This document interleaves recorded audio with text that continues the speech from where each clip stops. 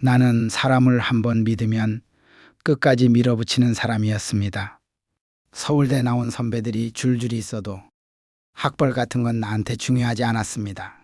내가 사람을 볼 때 보는 건 딱 하나, 그 사람이 위기 앞에서 어떻게 움직이는가였습니다. 그런데 이 믿음이라는 게 끝까지 다 퍼주기만 하는 건 아니었습니다. 어디까지 맡기고 어디서 멈췄는지 오늘은 그 얘기를 직접 해보려 합니다.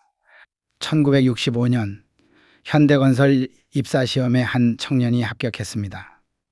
그런데 최종 입사 직전에 문제가 터졌습니다. 학생운동으로 실형을 살았던 전과가 발목을 잡은 겁니다.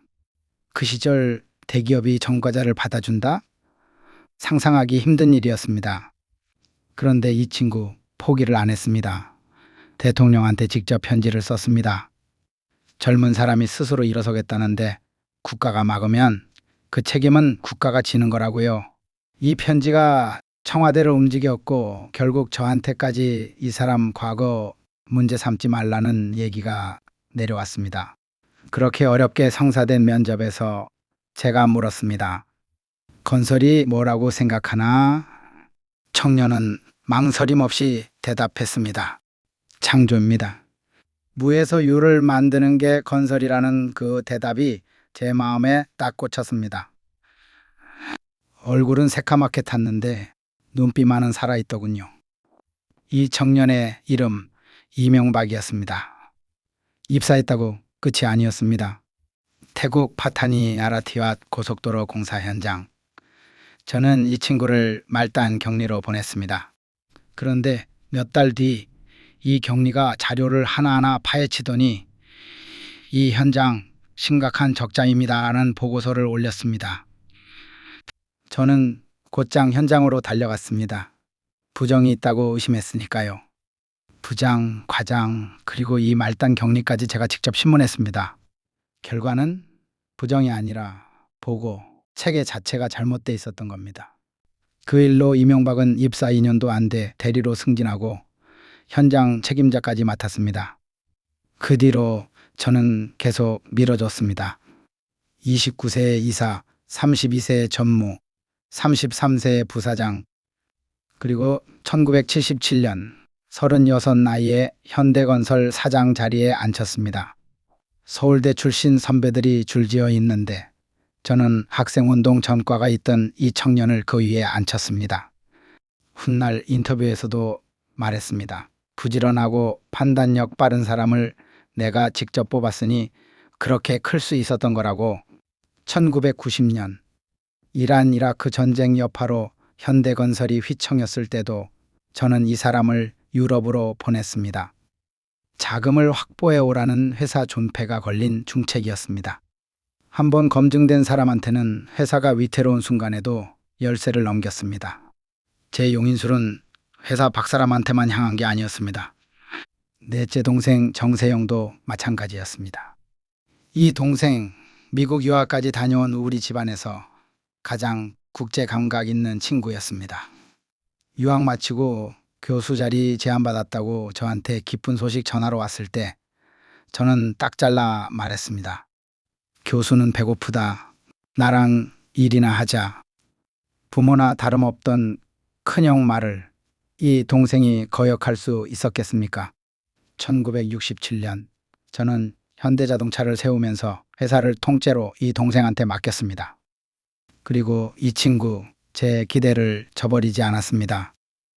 울산 공장을 세우고 1974년에는 한국 최초 고유 모델 자동차 포니를 만들어냈습니다. 세계 시장에 포니를 수출하면서 사람들은 이 동생을 포니정이라 불렀습니다. 32년 동안 정세영은 현대자동차를 이끌었고 매출 10조 원, 세계 10위권 회사로 키워냈습니다. 한 번 맡긴 일은 32년이라는 긴 시간 동안 흔들림 없이 지켜봤습니다. 하지만 이 믿음에도 끝은 있었습니다. 1990년대 후반 제 장남 정몽구가 자리를 잡으면서 그룹 후계 구도를 정리해야 할 때가 왔습니다. 저는 결단을 내렸습니다. 32년간 동생이 키워온 현대자동차를 장남에게 넘기기로요. 정세영이 반발하지 않을 리 없었습니다. 이 사진을 자기 사람으로 채우며 저항도 해봤습니다. 하지만 제 뜻은 확고했습니다. 결국 1999년 정세영은 현대자동차 지분을 조카의 현대산업개발 지분과 맞바꾸는 데 동의했습니다. 이임식 날 이 동생이 회사 사과를 부르다 눈물을 흘렸다는 얘기를 들었습니다. 32년을 쏟은 회사를 떠나는 마음이 편했을 리 없지요. 그럼에도 이 동생은 저를 두고 이렇게 말했다고 합니다. 일생을 통틀어 가장 존경하는 큰형님이었다. 여기서 제 용인술의 또 다른 얼굴이 드러납니다. 저는 사람을 믿고 맡길 때는 끝까지 밀어줬지만 그룹 전체의 미래가 걸린 순간에는 그 누구도 예외로 두지 않았습니다. 믿음과 냉정함, 이 두 가지를 동시에 쥐고 있던 게 바로 저였습니다. 정리하자면 제 용인술에는 뚜렷한 원칙이 세 가지 있었습니다. 첫째, 사람을 볼 때 이력서가 아니라 위기 속에서 어떻게 움직이는지를 봤습니다. 둘째, 한번 믿기로 하면 학벌이나 서열 따지지 않고 끝까지 권한을 내줬습니다. 셋째, 하지만 회사 전체의 존속이 걸린 결정 앞에서는 그 믿음마저도 냉정하게 다시 저울질했습니다. 이 마지막 원칙, 누군가한테는 야박해 보일 수도 있습니다. 하지만 저한테 회사는 한 개인의 자산이 아니라 다음 세대까지 이어가야 할 무언가였습니다. 그래서 저는 믿음을 주는 데는 관대했지만 그 믿음의 방향을 정하는 최종 결정만큼은 누구에게도 넘기지 않았습니다.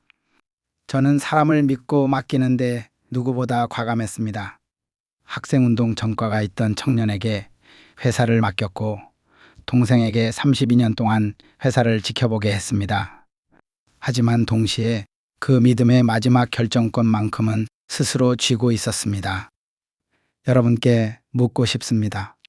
당신은 지금 누군가를 얼마나 믿고 맡길 준비가 되어 있습니까? 그리고 그 믿음의 끝에서 어떤 결정을 내릴 수 있습니까? 인생 수업이었습니다. 다음 편에서는 혹독함과 인간미를 동시에 지녔던 저의 또 다른 얼굴을 만나보겠습니다.